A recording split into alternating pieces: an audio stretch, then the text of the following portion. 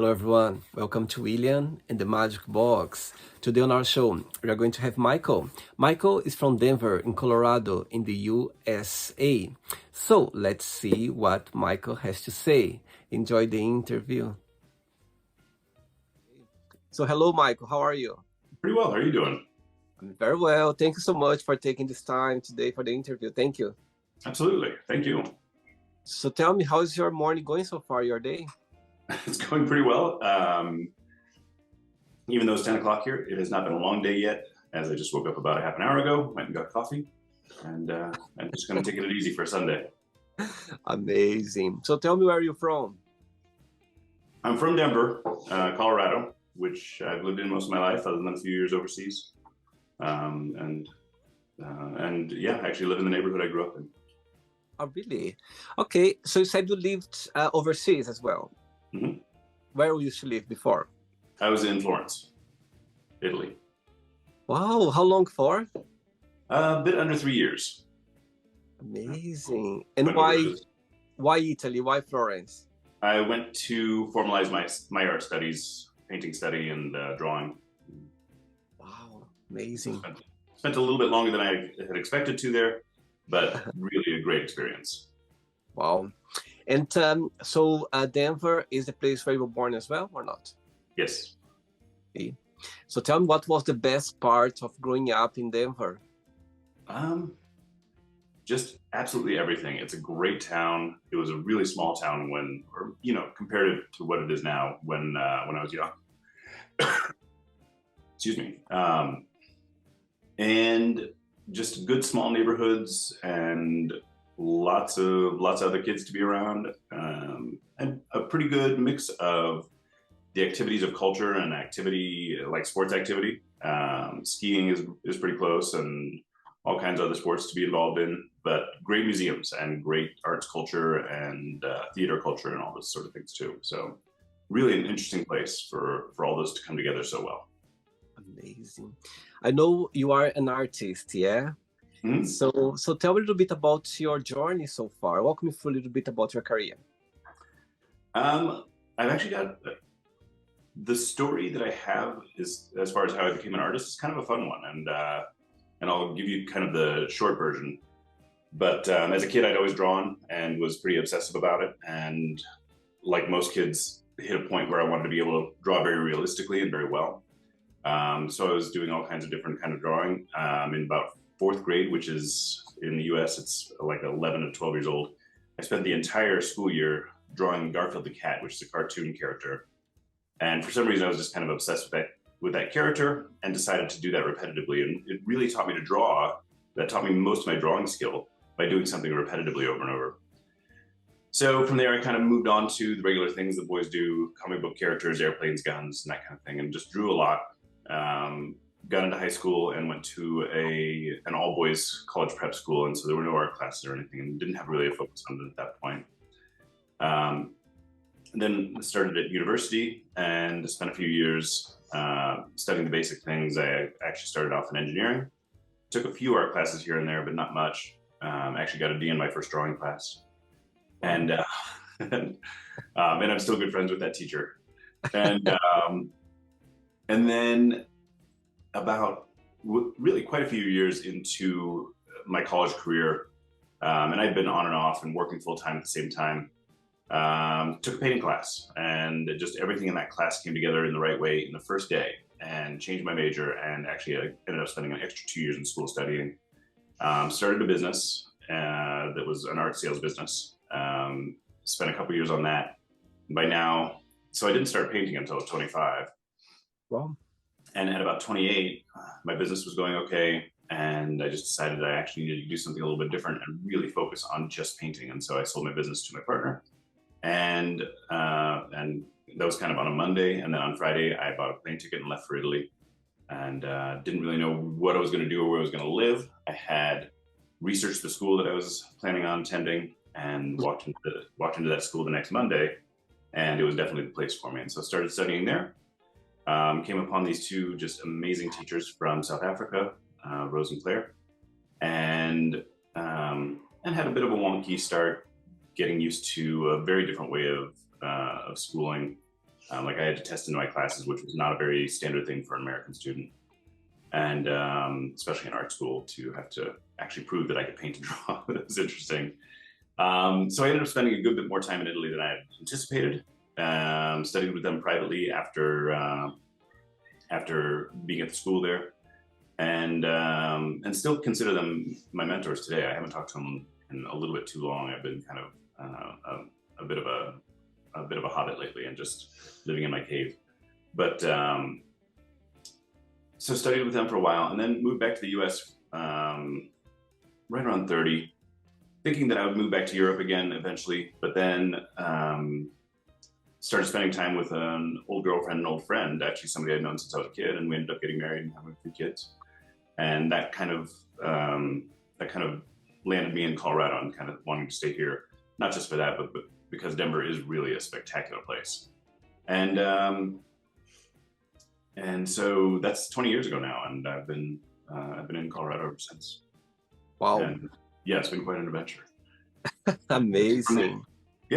From there I came back to the US and started painting and drawing a lot, but also had other jobs for a long time. Was helping to run galleries, was in other art businesses, and then was also working with an Italian wine importer, that's a pretty good balanced job to have as an artist if you have to have a job. And about 10 years ago, stopped doing any of those things, any of those other jobs, and have been a full-time artist ever since. Wow. Okay, so during the journey, I'm going to explore a little bit more about your career, also about your life overall, okay? Sure. Are you ready to go on a beautiful journey through your memories in life and share your point of views? Absolutely. Amazing. Welcome to William and the Magic Box. So, this is my best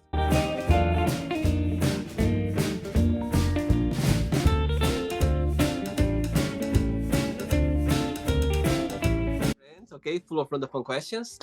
I'm just going to play a song now just for us to relax a bit before the first question, all right? Okay. Let's do it. Okay, Michael, so during the journey, if it comes up a question that you don't want to talk about, some reason you don't want to answer, always can change, okay? Sure. First question for you is, how would your best friends describe yourself? I would say rather stoic on the front end, but warm, friendly, and pretty silly in general. Very creative, artistic, and driven. And your best friends, they live in Denver as well? Most of them, yeah. I have some very, very good friends all over the world from having been in Italy, and although I'm not in touch with them as much as I should be, every time we see each other, we get back to being great friends immediately. I see. Okay. Next question. Let's do it. Hey, Michael from Denver in Colorado. Next question is, what is one movie you could watch over and over again? There are actually quite a few, and I have an obsessively repetitive habit of watching movies and listening to certain music.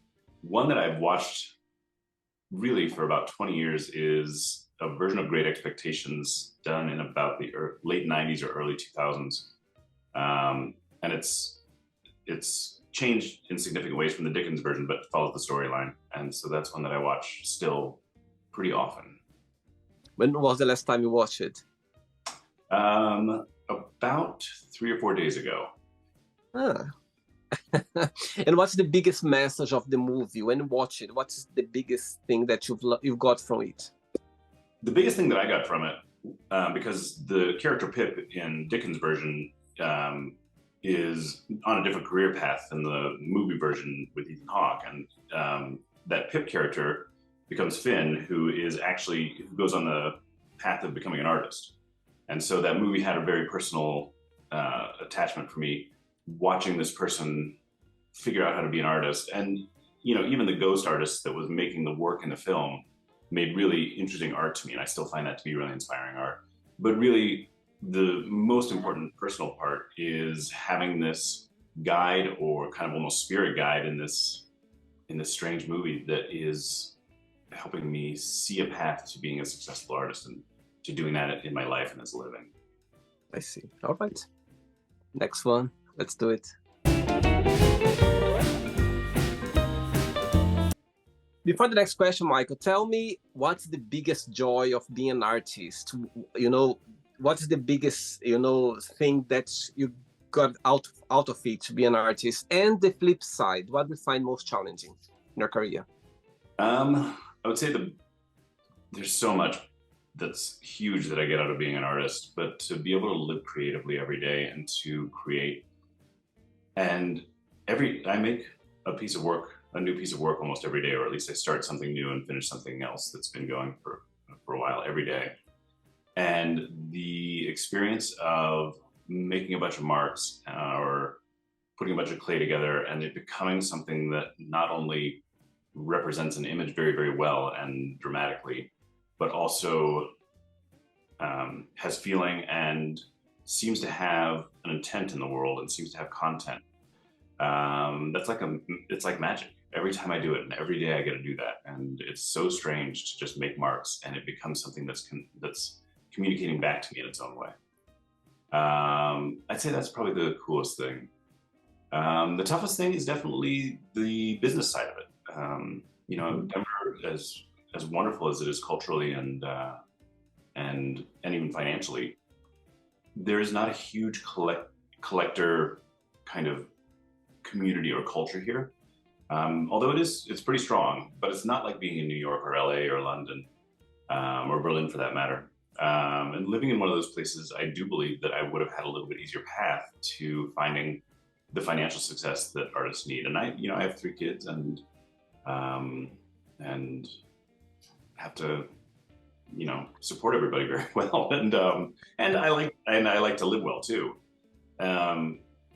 So that kind of starving artist idea is not my ideal at all. And so finding that balance of being able to make what I want to make and making a good living at it has been one of the biggest challenges. Wow. And as you mentioned that, you do your art every day, there's always something that you are involved with. There's like a time of the day that you feel more inspired, or for you it can happen anytime, and also there's some days that you go like, you know what, today I'm not inspired, I cannot touch my art. Every now and again there will be a day that I just really need to do something other than make art, and usually my best thing to do on those days is to go and look at art, to, like, I call it almost a giving and a taking. And so at that point I'm wanting to bring into myself, or go out into nature. Nature's, Colorado is a great place for nature, and even just going out and taking a walk in my neighborhood really helps. But that's rare. And I have deadlines and I have shows and I have commissions that need to finish. And so pretty much every day it is just, I wake up, take kids to school or do my other things, and I get to work. And as soon as I start making marks, any of those thoughts that like I wasn't ready to be inspired and creative go away immediately. I see. Okay. Next question is, what do you miss the most from your childhood and why? I don't miss anything from my childhood. And I had a pretty wonderful childhood. Great siblings, great parents, and a good education too, that I actually enjoyed very much. But I don't miss those things because I still live in that. I still live so much as a kid. And very luckily, I have a 10-year-old or almost 10, who I get to go and play tag and hide and seek and skateboard with and do all those things all the time. So I'm not missing much from childhood because I'm still living. And really creating as a living is very much a child's activity in a lot of ways, or a thing that a lot of people lose as they get older. And so I am actually living that more than I think most people. I like that actually, and I like that you still live your childhood. I think it's such your inner child should always be there. Do you know what I mean? Yeah. I think that's such an amazing experience for you to be able to explore that and also remember that you are part of it. I think a childhood, you can, as it just made me think now, you can live forever on your childhood because there's, if it's there, as again, you have a 10-year-old, child, I think it's a good help for you to remind you every day that it's still happening. Yeah. And I've always said that, I know a lot of other artists, and artists always look younger than they are. I'm over 50 now, and and I'm starting to look that age for sure. And I'm a little sleepy this morning too, so I probably look more like 50. But artists always look young, and I think it's because we're exploring the world all the time in a kid's way. Yeah, I totally agree with you. I think being a child, or you're in a child, like flourishing always, it helps you to look younger, for sure. Yeah. Cool. Look, you watch the interview now. That's a good, a good secret of keep young. Use your inner child always. Let it flourish. Mm-hmm. Next question. Hey, next question for you is: do you know anyone who is living their life to the fullest? Boy, that's a really good question. No, I don't. And I don't know that because even the people really close to me, they may be living their life to the fullest, but that's such an internal thing. And their satisfaction with life doesn't necessarily relate to their friendship with me. And so although I know some people that are living really glorious lives, so am I. And I still have my profound challenges and things that I still want to do that I haven't been able to do. And so although I believe there are people who are living very close to that, I'm pretty sure that they all have their challenges and their things that they're searching for still too. I think living the fullest is very personal. All of us, we have a way of living, for sure. Ready for another one? Yep. Do it. Next question. Next question for you is: if you could go anywhere in the world right now, where would you go and why? Everywhere. I haven't been able to travel as much as I'd like to recently, and I do love seeing new things and going new places. But it's time to get back to Italy for a while. I'm going to be in France in the next year for a residency for quite a few weeks, and hopefully that'll be close. I actually haven't been to France, considering how close it is to Italy. But I really want to get back to Italy. There's a way of living in Italy that, although I do a very good job of that here, sometimes being back in that place and remembering some things from the Italian lifestyle that are very valuable about taking a breath and knowing that your life is beautiful. The Italians do that very well, and so kind of stealing that from them when I'm over there is a very helpful thing. And again, I do that very well while I'm here too, and I even did before I went to Italy. But that kind of wonderful reminder and being inside of that for a few minutes feels pretty good to me. Like the idea of that feels pretty good to me right now. So that is the next necessary thing for sure. When you were in Italy, did you manage to explore the country, like different places, or Europe? A good bit. Or I got a little bit, excuse me, a little bit around Europe, but not as much as most. I wasn't there with the kind of, like, a lot of the kids there were just college kids who had a good bit of money. I was a good bit older, and so really had to manage my own money and didn't have the money to travel everywhere. I did get around a bit and ended up going to Germany and to go see Documenta, and got around Italy, at least northern Italy, quite a lot, and found a beach town that I really loved there, and spent a good bit of time. It's just about an hour from Florence. But yeah, I definitely want to see more of Europe as well. I just came back a few weeks ago from a wedding in Rome. Oh, nice. Oh my God, such a magical too. Yeah. I put like 3 kilos more eating gelato. That was a good choice. Yep. Oh my God, I was literally like over the place. It was amazing. The weather was amazing as well. It was really hot. And actually, I've been over 20 years in Europe. Can you imagine? It was the first time I've been to Italy. Can you imagine how crazy? Sometimes you are so close. I've been traveling a lot here around Europe, but for some reason, never kind of got, the opportunity. And of course, I've been invited for the wedding and said, okay, it's time now. And I want to come back. And I will go back to different parts as well, to Italy. I think it's an amazing country, great place. It really is. Yeah, cool. Oh. Next question. Great. Before the next question, as you mentioned about being a dad, what's the best part of being a dad? Boy, that's a good question too. You have good questions. Um, I would say, and it's a funny thing because I've been able to have amazing adventures and amazing experiences in my life. And every time anybody asks what some of the most profound things I've done are, I tell them it's being a dad. It is a shockingly adventurous experience. And I have two daughters, two teenage daughters as well as my 10-year-old son. And and yeah, it's just like magic seeing these people who I'm so connected to learn and grow. And among the three of them, there's amazing diversity in their interests and their focus and their personalities. Um, yeah, it's just kind of incredible to be a part of caring about somebody so much and supporting somebody so much as they become who they're going to be in the world. That is my best adventure yet. Two questions in one. The first part of the question is, what's the most beautiful lesson you've learned so far from them? Yeah. And the other part of the question is, do you see any of them follow your path as an artist? Two more good questions. The thing that I've learned from them the most is that I have no idea what's going to happen next. Really, my kids have turned out to be so exactly as I expected, while at the same time doing totally different things from so much of my expectation as well. And I've been very, very open to that learning from them and seeing how they were going to do everything. And yes, I definitely see one of my kids following my path. My middle kid is intensely creative, and from a pretty young age, I saw her doing some of the same things that I did.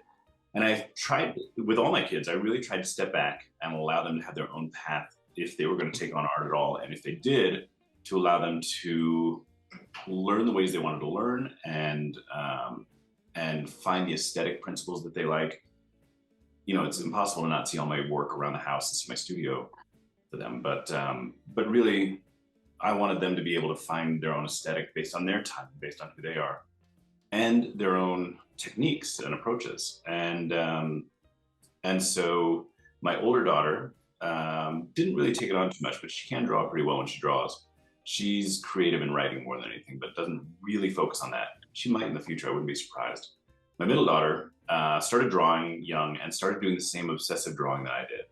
And I started seeing her draw things as she got into her teenage years that were similar to what I had drawn at that point, were similar to what I'm drawing now.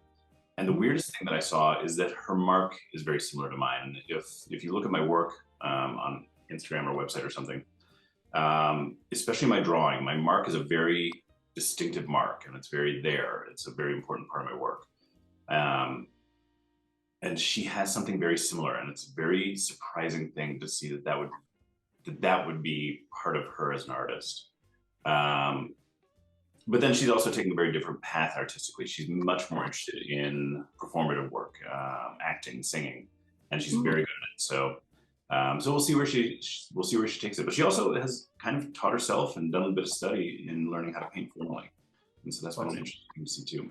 And then my son, I kind of didn't think he had much interest or focus on it, and it's been several months now. But he just asked me for clay one day. And so we went and we got a kind of clay that I wouldn't usually use. It's an oil-based clay, so it never really dries. And he just started making this snake, and I'm thinking, okay, so 9-year-old boy is going to make a snake. It's going to be basically a rolled up piece of clay. It is spectacular, realistic. It has the shape of the snake and the careful shape of the head and the fangs, and it's set up in this whole scenario where he made little soldiers with spears in the snake because it's a giant snake. And it's actually incredibly realistic looking. And then the same thing happened again. I started to look at the marks that he's using to indicate texture and stuff like that. And then I look at my sculptures, and they're the same marks. And they're like, you could almost mistake this for one of my sculptures. And so it's fascinating to me. And I'm very curious if he'll take it somewhere and where that might be. But he's still pretty young. He also has interest in every video game and rugby and 9 other things. So I wouldn't say that that's definitely a path for him yet. I'd love to see this interview like in 20 years time or 15 years time to see the answer for that. Yeah, we're gonna have to come back and have a second look at that. I think that's a good idea. And imagine then watching as well. They go like, "Oh my God, you're so right, Dad," or "You're so Yes, I need that. We're gonna have to do that. amazing." Next question is, how do you make friends? I have no idea. They're just there. Old friends are there and new friends are there. And I am, by the nature of my job, luckily, I am incredibly social. And, you know, privately, I'm fairly introverted and pretty quiet. And growing up, I was very quiet. And so a lot of my friends that I know from way back then are a little bit surprised that I have more than 10 words to say. But yeah, I'm around a lot of people in my life. I meet new collectors and new artists and people like that. And I own a gallery with a couple friends, and I'm on a board for a nonprofit that's a gallery-based thing, and very involved in the arts in Denver, and do some teaching as well. And so I meet people all the time, and friendships form very fast. It's really pretty cool. And being in the arts, we're all doing something that is a little bit exposed and just a little bit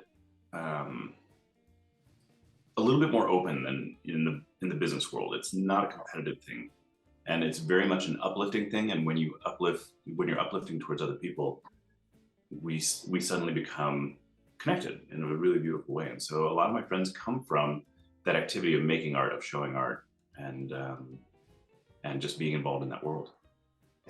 Okay. I have 3 questions left for you. Let's do it. Before the next one, tell me, being an artist, as you said again, you connect with a lot of people, I'm sure as well. Do you think that people, for example, drawing, do you think people, they have ability to draw, like when you see other artists you collaborating or working with for your teaching, do you think people, they have different ways of drawing, you know what I mean, when they are doing it, or it's like the same techniques that, or people, they use different techniques to do it? So anyone, like when they are learning, or they have the gifts of drawing, do you think they have different ways of doing it, or different ways of express the art? So there's actually kind of 2 answers to that question. One part is that at some point in most people's lives, and usually when people are drawing and it's kind of a teenage level thing, there is a need to figure out if you can draw realistically. And the skill set that comes with that often stops people from continuing on to draw. And that's why a lot of people stop drawing, because they're not seeing their drawings come out in the photographic notion that they have in their head that tells them that would be good drawing. Then they're not understanding that beautiful drawing actually is an accurate drawing. Sometimes it is, but it's not always. So what happens is they stop drawing and they kind of think they can't draw. Really, everybody can draw. Not everybody has the skill set to draw realistically, because those are a bunch of techniques that come together, that they basically speak the language of how we've decided realistic drawing looks. And we look back at the Renaissance, and that's been informing us on that for a long, long time. And that is a really good way to look at realistic drawing. But drawing beautifully is a very different thing. And that's actually, when you look at a 6-year-old's drawing, almost across the board, if you go into a 6-year-old classroom for art and pick up every single drawing that's been made in there and put it in a frame, it's going to look to some level like Jean-Michel Basquiat or an artist like that. Just because of the presentation, just because of the formality of presentation. There's something very beautiful in that innocent mark and that ability to just walk into making something that symbolizes what that mind is kind of playing with at the time. That beauty, if you can carry that beauty into your adulthood, that is the most profound thing. And it's very, very rare and very hard to do. And so a lot of artists like me, who draws very formally, I'm looking to find that again. And actually, I think I have found that in a lot of ways. I'm looking to do that more in my practice. Finding that pure, kind of almost natural mark is the goal. And that is where the beauty in making art comes from. Everybody can do it. A lot of people talk themselves out of it. Okay. Next question is, what has been the happiest point of your life? That's a tough one. Because my life is pretty great and there's a lot of happy. There's the cliche when my kids were born, that's pretty rocking. I would say the happiest point of my life was pretty much from the day I started painting until now. And that's 25 years now, 26 years. And it's just because I figured out what I'm supposed to be doing and I figured out a way to walk that path. And so even through profound challenges at some point and through some really hard ups and downs, it's been pretty great and I would not change it. Very good. There we go. I think it's sometimes difficult for us to find those highlights in our lives, but I think when you find or when you understand your journey and somehow just being presented to you, like you said, you found, you know what I mean? I think it's something that it makes you, happy genuinely. It stays with you. That's how I feel as well. Good. 2 questions left. Let's do it. But before the next question, tell me a moment in Italy, in Florence, that you're never going to forget. Through your three years there, tell me or maybe when you arrived there, something funny or something that you're not expecting or something that you go like, oh my God, I'm in Italy, or something that you're always going to have a special place in your heart. Wow, there's a lot of those too. What's a good one? Can you speak Italian? Can you learn how to speak Italian or not when you were there? Italian's pretty good. It's not perfect by any means.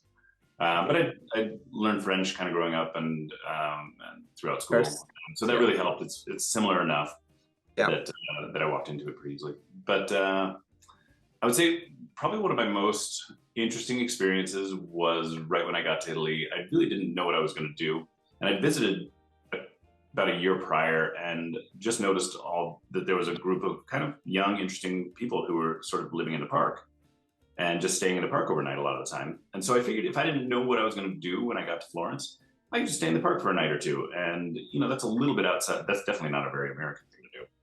And definitely outside of my experiences. But I was just like, I'm just going to go for it.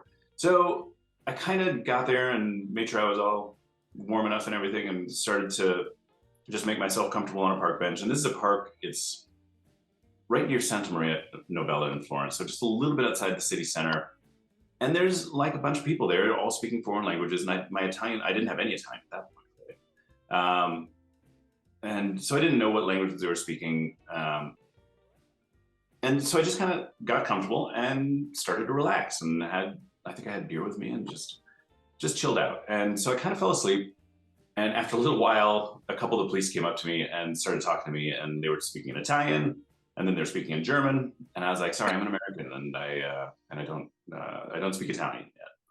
And so there were these 2 Florentine police officers, and they were just like, "You're an American sleeping in the park? What's going on? We've never seen this." And I was just like, "Well, yeah, I just need to kind of figure out. I'm going to be here for a while, and I need to figure out how I'm going to do this and get my feet wet and find a place and get into my school." And so one of them was just like, "Little brother, we'll make sure you're okay." And from then on, the police were checking on me every couple hours, and they all started calling me little brother, and which was hilarious because I'm quite tall. I'm quite tall compared to especially Florence, like Northern Italian guys. They're just not all that tall, and so it was just funny that I was their little brother all of a sudden. But what they were doing, and I didn't realize it at the time, was kind of making sure I was okay because all the other people in the park were all the druggies. So I didn't realize that at all. And they were all very nice and very fun, but they were definitely a little bit edgy. And so that worked out for a couple of days, and I found a place and I found my school and everything. But that was a really amazing experience to look back. That I just allowed myself to walk into a place and kind of found this magical moment. And I found a lot of magical moments. It was just absolutely magic after that, how everything fell into place. But that was my first one that I was just like, wow, this actually works. I can actually just go somewhere and live and it actually works. Amazing. Okay. Next question is, how do you describe a perfect, healthy relationship? That's a really good question, and that's totally out of the ball, like out of the conversation as we've been having it. But that's actually something I've been dealing a lot with lately. I've been divorced for a few years and have started dating somebody who we really have a strong connection, and we talk a lot about that, and we talk a lot about the importance of the natural side of being in a relationship, but also the things that you have to keep in mind and kind of construct and make sure are looked after. And so what was the core question? It was what makes a good relationship? How do you describe a perfect, a healthy relationship? There's a lot that goes into it, but I would say the perfect healthy relationship is one where you feel safe and can communicate. And if you need to argue about something, if you need to take care of something big, that you know that you'll be heard, or you feel that you'll be heard, even if it takes some explanation, that you have the space to be able to say what you need to say, even if it's tough, and that you'll be accepted still within that. Yeah, so it's safety, it's acceptance, and it's the patience to kind of work through a conversation where when I say something, if my girlfriend hears that, she might hear something a little different. So it's the patience to work through the understanding. Yeah, I think the relationship it's a maintenance every single day. Yeah. But then one of the things that I absolutely need in a relationship too is the adventure. And you can have very safe, very secure times, and those are very important, but it balances out with knowing that you can go and jump off a cliff together and jump into water you've never been in. Amazing. But before the last question, I'm going to ask a tough question for you. Through your career, of course, you have a lot of art. You create a lot of, beautiful pieces. But if you could choose just one, like for any reason, that's your favorite one, or one of piece of your art that's going to go like, okay, this is always going to have a special place in my heart. Which one would be and why? It is one that I've kept. And I've sold a lot of things that I kind of regret selling, but luckily I've made new versions of them and also learned to keep the ones that are really valuable to me. But this one stayed with me early on just because I didn't have a large collector base. And it's a big piece. It's 7 feet or just a bit over 2 meters. Wow. And tall, and about a meter and just a little bit more wide. And it's just a portrait based on my grandmother, but it's based on my grandmother in a way that I was looking at Bernini's sculpture, and so bringing the drama and tradition of Bernini's sculpture at the same time as it was just a huge charcoal portrait of my grandmother, and so it's got two different meanings for me. It is a connection to this amazing person in my life and my family, and it is a thing that is part of my family and me and my family at all times. But artistically, it is the piece that made me realize that I could do this. And this is a long time ago, and I kind of there was kind of a space in a show that I wasn't supposed to be in. And the people that were putting on the show, I kept asking, and I was involved in the gallery that it was in, and I kept saying, I think I could do a cool piece for this. And so they finally said, okay, an artist dropped out, and you can have that space. And I made the piece that was probably the most impactful piece in the entire show. And it's just this giant black and white portrait. And yeah, it made me realize that I could do this, and that it was impactful to other people, that I could do it. And so that piece, for all those reasons, has always stayed with me. And I'll put it in a show every now and again. I've put it in a show not too long ago. And most of my work ranges from about $5,000 to $10,000 per piece. And I always mark this one at like $150,000, because if anybody's going to buy this from me, it's gotta basically put my kids through college. You never know. This person might be watching the interview right now. Yeah, that could happen. And so yeah, that's a piece that if it were to go out of my life, it would need to affect my life dramatically. Yeah. And after, if you miss it, you need to buy it back. Exactly. Yep. When it goes for the double of the price. Yeah, of course. Yeah, or 10 times. Last question for you is, what is the best gift you have ever received, and why you consider that? Um, the best gift I've ever received is the ongoing support from my family, from my parents and my brother and sister. But especially from my parents. My dad helps me in the studio every day, and he helps build my canvases and those sort of things. And my mom gave me the gift of like exploring drawing and painting when I was very young. She was an artist to a level too. Wow. And that gift of support is absolutely the best thing I could ever think of. And there's not a big enough boat to consider how much support I've gotten from all these people.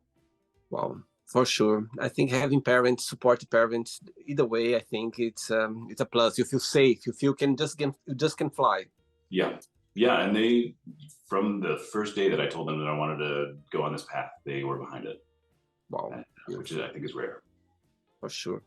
Yeah. Right, it's not the end yet. Let's play now the word association game. Okay, I'm going to give away some words. Just tell one word that comes to your mind. Big thinking.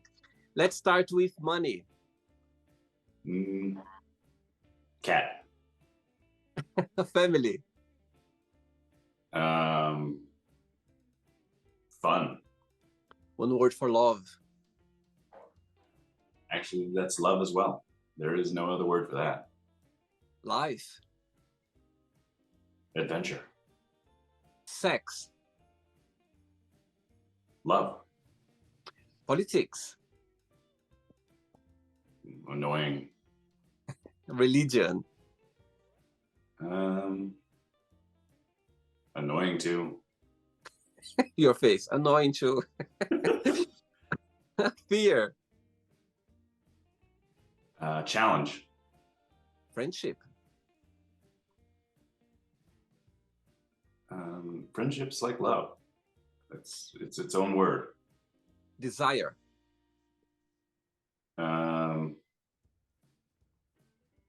Challenge. Regrets. Regret. Unnecessary. Success. Ongoing. Wish. Intention. Happiness. Striving. One word for Denver.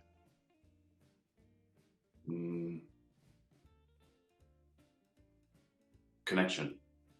One word for Colorado. Beautiful. USA, one word. Interesting. One word for artist.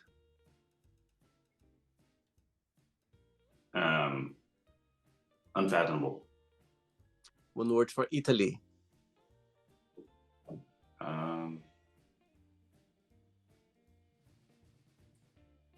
Let's just go with beautiful.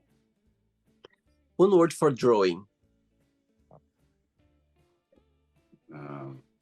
Communication. And the last one now, if you could define all your arts in one word, what that would be?